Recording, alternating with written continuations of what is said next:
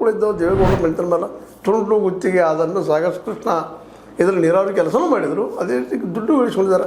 ಇವತ್ತು ಎಲ್ಲ ಖರ್ಚಿಗೆ ದುಡ್ಡು ಎಲ್ಲಿ ತರ್ತಾರೆ ಇವರು ಅನ್ನುವಂಥದ್ದು. ಯಾಕೆಂತಂದ್ರೆ ಒಂದು ಪಾರ್ಟಿಯನ್ನು ತಮ್ಮ ವಶ ಮಾಡ್ಕೊಂಡಂಥವ್ರು JDS ಎಲ್ಲಲ್ಲಿದ್ದಂಥ ಅವ್ರ ವಿರೋಧಿಗಳಂತ ಏನು ಅನ್ನಿಸ್ತಾರೆ ಅವ್ರು ಒಬ್ಬೊಬ್ಬರೊಬ್ಬರ ಹೊರಗೆ ಕಳಿಸಿದವರು.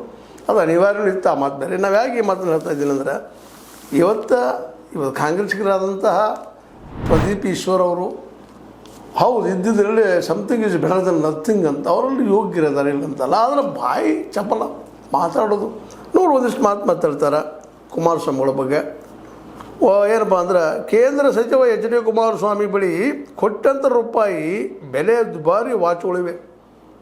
ಇರ್ಬೋದಿಲ್ಲಂತಲ್ಲ, ಅವ್ರು ಇಲ್ಲಂತಾರೆ, ಇಲ್ಲದೇ ಇರ್ಬೋದು. ಅದು ಇಲ್ಲ ಅಳತಿ ಅನ್ನೋದು ಮುಖ್ಯ ಅಲ್ಲ.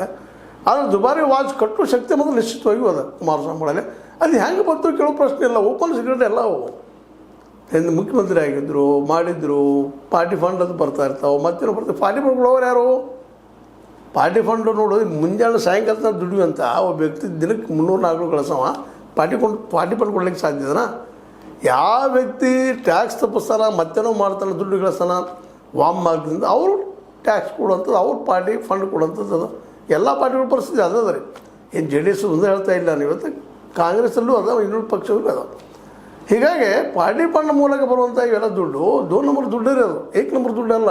ಸ್ವತಂತ್ರವಾದ ಮೀಡಿಯಾಗೆ ಬೇಕಾಗಿರುವುದು ಸ್ವತಂತ್ರ ಧ್ವನಿ. ಆ ಸ್ವತಂತ್ರ ಧ್ವನಿ ಉಳಿಸಲು ನೀವು ಮಾಡಬೇಕಾದದ್ದು ಇಷ್ಟೇ. ಅದೇನಪ್ಪಾ ಅಂತಂತಂದ್ರೆ ನಿಮ್ಮ ಕೈಲಾದಷ್ಟು ಸಹಾಯ ಈ ಚಾನಲ್ಗೆ ಮಾಡಿ ಹಾಗೂ ನಿಮ್ಮ ಧ್ವನಿಯನ್ನು ಕಾಪಾಡಿಕೊಳ್ಳಿ ಅನ್ನೋದು ಈಗಾಗಲೇ ಸಾಬೀತಾಗಿರೋ ವಿಷಯ.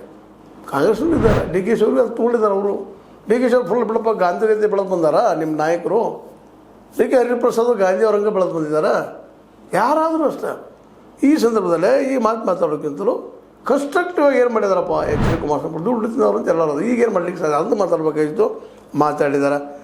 ರಾಮರಾಜ್ ಪಂಚೆ ಮಾರಾಟ ಮಾಡಿ ಅನಿತಾ ಕುಮಾರಸ್ವಾಮಿ ಬಿಡದಿಯಲ್ಲಿ 32 ಎಕರೆ ಜಮೀನು ಖರೀದಿಸಿದ್ದಾರೆ.